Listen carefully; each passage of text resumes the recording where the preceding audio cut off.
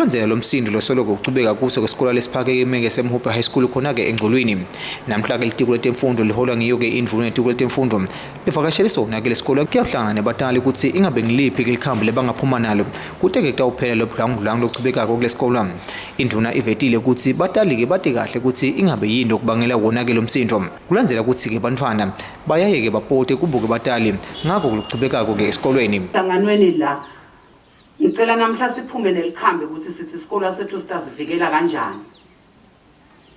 Namhla ngiyacela likhambi kini ukuthi sithi sitawunakekela kanjani lokuthi uphele na umoya wekuthi uthathathi uthi angathi lo bantu labanjani angeke ngibakhombe laba labafuqa labantwana ukuthi bende le zinto leti kanje.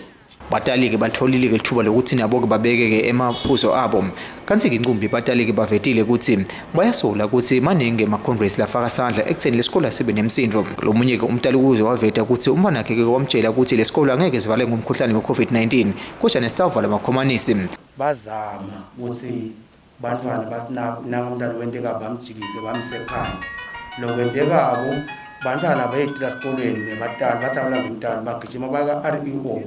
Afike REO athi lo mntwana akangene ekhasi eklasini afunze lilungelo lakho usangene ekhasi eklasini ukuthi umntwana wendeni angeke to addressa le issue leyinto yomntwana ngathi ke mina kuyalimala ke thishe ngoba angeke siphinde sikwadi kuba control abantwana. Lo try another school uvetwa ngibani lo disciplinako lo ba nelungelo lokuthi ayi salo uzama lesinye isikole ngoba ku previous meeting angavami kulova la mhlanganweni babhalile bantwana bekuthi laba bebabhala lencwajana lama complaints bebanawo basho ukuthi kunalabanye bantwana labasiphazamisako la sikolweni. So lamandla abakubani lokuthi wena nawe sale nibona lesinye isikole.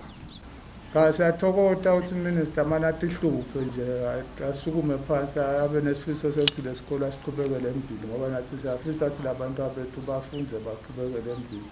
Lokufala kuvula nje akusasiphathi kahle sibatali. Esikubonga konke kuminister mina ngiyabonga ukuthi uyati ukuthi kwentekani esikolweni. Bezayiqedile nje indzaba minister. Lokusho ukuthi kumele asibambise kakhulu naye la itiko lakhe.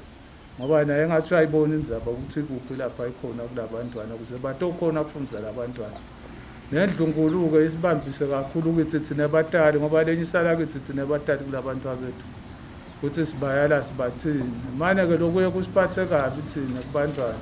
Asisakhona ukukhuluma nebantwana sekude nje lokukhuluma kumntwana wakho.